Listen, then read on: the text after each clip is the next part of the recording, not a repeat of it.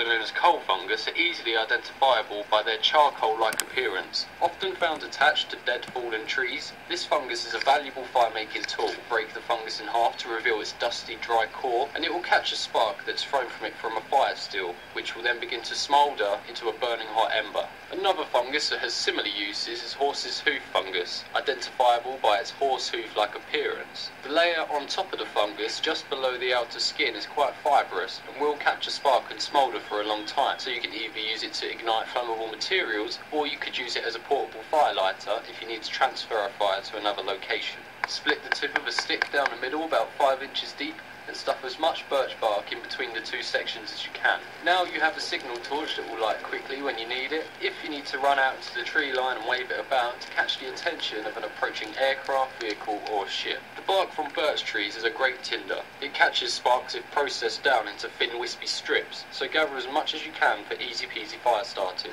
You may have some difficulty igniting birch bark with sparks if it's coming from a dead, fallen, rotten tree, as it may have lost a lot of the resinous oil that makes it so flammable. One way to get over this hurdle is to scrape the surface of the birch bark with your knife and throw your sparks at the dusty residue it leaves behind.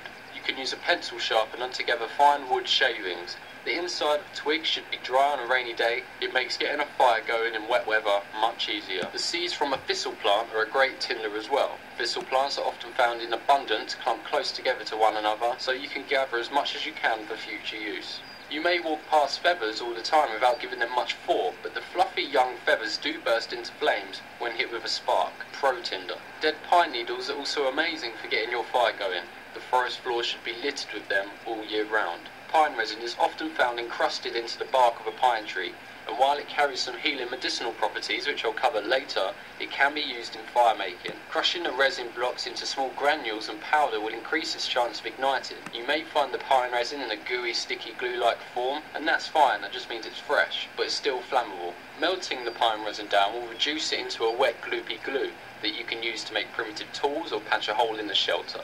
Fatwood is another name for the heartwood of the pine tree.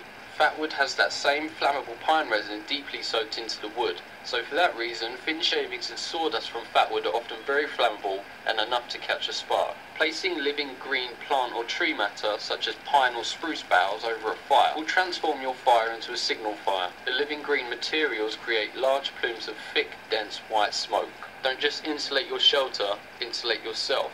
Stuff your clothes with dried grass and leaves to trap your body heat in. It's worth packing a sandwich bag and a straw into your kit. Gather some water in a bag, drop a water purification tablet in, then bada bing, bada boom, drink it through the straw. A little lifesaver. Alternatively, you can use a condom. Water can be gathered by wringing out big bundles of moist moss. It won't be the nicest tasting water you've ever had, but you can gather about a litre of water in 20 minutes just from harvesting and wringing out moss if rainfall has occurred recently. Heavy dew on foliage is a great source of water. Tie rags or spare clothing around your ankles and waist and walk through the dew-covered grass before sunrise so you can wring out the water into a container.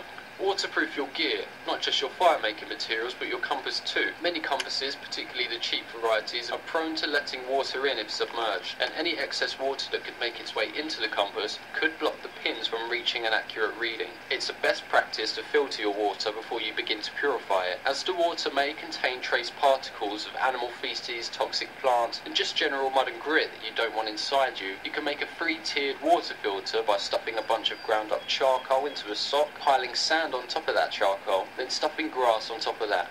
The grass catches the larger particles, sand catches the fine granules, and charcoal serves to absorb most chemical contaminants that may be found in the water. You can also create a makeshift canteen out of a sheet of tin foil by placing a large smooth rock or your fist into the centre of the foil, then folding up the sides around it. What you essentially have is a bowl that you can pour water into and boil by the side of a fire. Spent shotgun shells can be melted down over a fire and reshaped into a variety of different tools. One example is if you poke your knife through the melting shell, it will form a makeshift arrowhead.